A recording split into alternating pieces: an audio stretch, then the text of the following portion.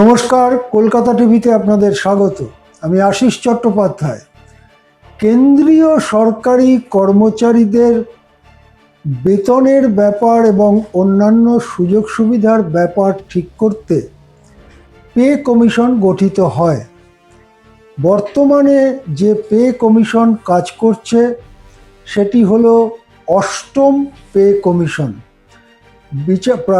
অবসরপ্রাপ্ত বিচারপতি রঞ্জনা প্রকাশ দেশাইয়ের নেতৃত্বাধীন এই কমিটির 18 মাসের মধ্যে রিপোর্ট দেওয়ার কথা।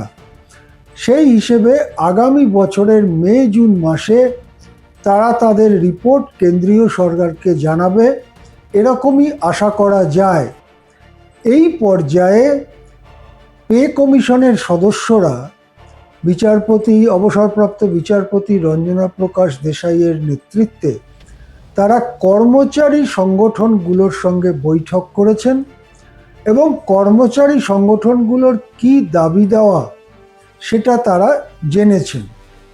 যে বৈঠক হয়েছে সেই বৈঠকে কেন্দ্রীয় সরকারের সঙ্গে যুক্ত সমস্ত যে নানা ধরনের সংগঠন আছে তাদের একটা যৌথ মঞ্চ, যেটাকে বলা হচ্ছে ন্যাশনাল কাউন্সিল জেসিএম, NCJCM, তাদের নেতৃত্বের বৈঠক হয়েছে। এবং এই বৈঠকে কর্মচারীদের পক্ষ থেকে যে সমস্ত দাবি জানানো হয়েছে তা এক কথায় চমকপ্রদ। যে সমস্ত দাবি জানানো হয়েছে তা যদি কয়েকটি আপনাদের সামনে রাখি তাহলেই আপনারা বুঝতে পারবেন কেন সেটা চমকপ্রদ। কর্মচারী সংগঠনগুলোর থেকে গ্র্যাচুইটি তার সর্বোচ্চ সীমা বাড়িয়ে 75 লক্ষ টাকা করতে বলা হয়েছে, বা 1.25 কোটি টাকা। অর্থাৎ কোনো কেন্দ্রীয় সরকারি কর্মচারী যখন অবসর নেন তিনি পেনশন পান, তার সঙ্গে গ্র্যাচুইটিও পান, প্রভিডেন্ট ফান্ড পান, প্রভিডেন্ট ফান্ডের টাকা পান।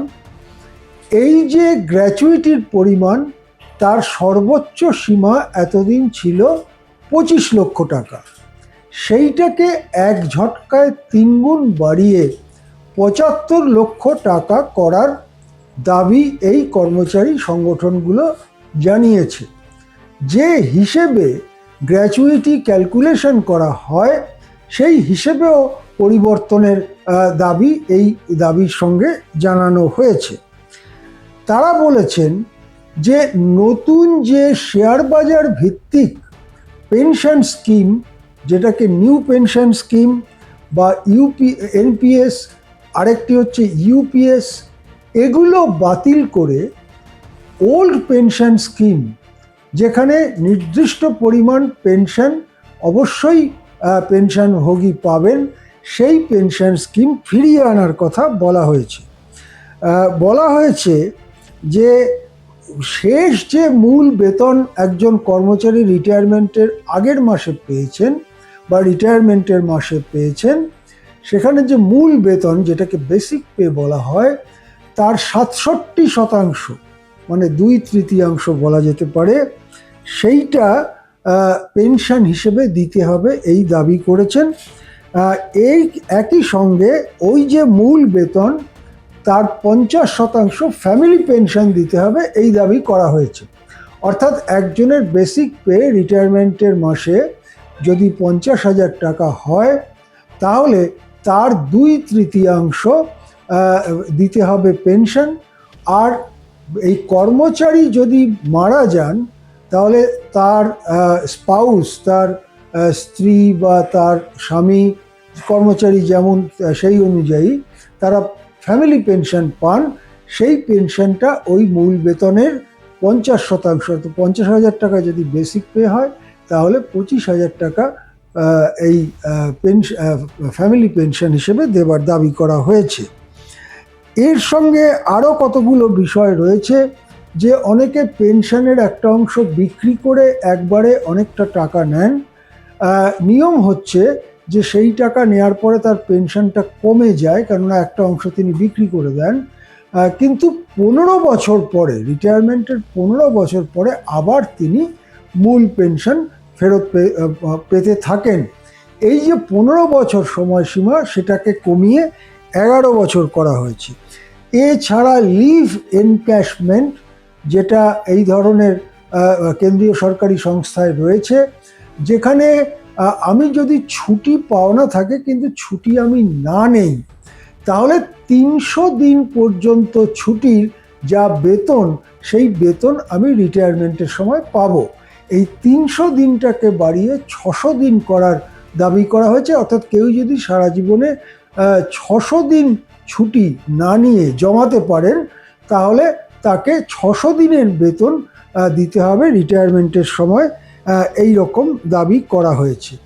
গুরুত্বপূর্ণ দাবি করা হয়েছে যে বয়স্ক নাগরিকের রেল ভাড়ার যে ছাড় পেতেন তারা, অর্থাৎ কোভিডের আগে পর্যন্ত বয়স্ক নাগরিক, পুরুষদের ক্ষেত্রে 60 বছর, মহিলাদের ক্ষেত্রে 58 বছর, এই বয়স হলে তারা প্রায় অর্ধেক 50% তারা কনসেশন পেতেন রেলের টিকিটে, যে কোনো ক্লাসের টিকিটই হোক, স্লিপার ক্লাস কি এসি 2 AC বা ফার্স্ট ক্লাস, সব কিছুতেই তারা এটা পেতেন। কোভিডের সময় এটা বন্ধ হয়, আর এটা চালু হয়নি, সেটা আবার চালু করার দাবি জানানো হয়েছে। পাশাপাশি জানানো হয়েছে যে আয়করে অবসরপ্রাপ্ত নাগরিকদের জন্য আয়করে বিশেষ ছাড় এবং এই ভ্রমণ ভাতা, হাউস রেন্ট অ্যালাউন্স ভাতা ইত্যাদি ব্যাপারে বেশ কিছু দাবি জানানো হয়েছে। এই সমস্ত দাবি এখন পে কমিশন বিচার বিবেচনা করে দেখবেন। তারা অর্থ মন্ত্রকের সঙ্গেও কথা বলবেন, টাকা পয়সার কতটা বাড়তি চাপ পড়বে কেন্দ্রীয় কোষাগারে, সে বিষয়টাও বিবেচনা করবেন এবং সব পক্ষের সঙ্গে, সংশ্লিষ্ট সব পক্ষের সঙ্গে কথা বলে আগামী বছরের মে-জুন মাসে তাদের রিপোর্ট পেশ করার কথা। তারপরে এই রিপোর্টের পুরোটা বা আংশিকভাবে কেন্দ্রীয় সরকার গ্রহণ করতে পারে। কেন্দ্রীয় সরকারের সে অধিকার আছে। যে পে কমিশন যা বলবে পুরোটাই যে গ্রহণ করতে হবে তা নয়, কিন্তু অনেক সময় দেখা যায় কেন্দ্রের ক্ষেত্রে পুরোটা গ্রহণ করা হয়। সেক্ষেত্রে এই পেনশন থেকে শুরু করে গ্র্যাচুইটি থেকে শুরু করে নানান ব্যাপারে অনেক দাবি যেটা কর্মচারীরা জানিয়েছেন, তার খানিকটা অংশও যদি গৃহীত হয়, তাহলে কর্মচারীদের ক্ষেত্রে বিশেষ করে অবসরকালীন সময়েতে তাদের যে সচ্ছলতা, সেটা অনেকটাই বাড়বে বলে মনে করা হচ্ছে। এখন এ পর্যন্তই। দেখতে থাকুন কলকাতা টিভি।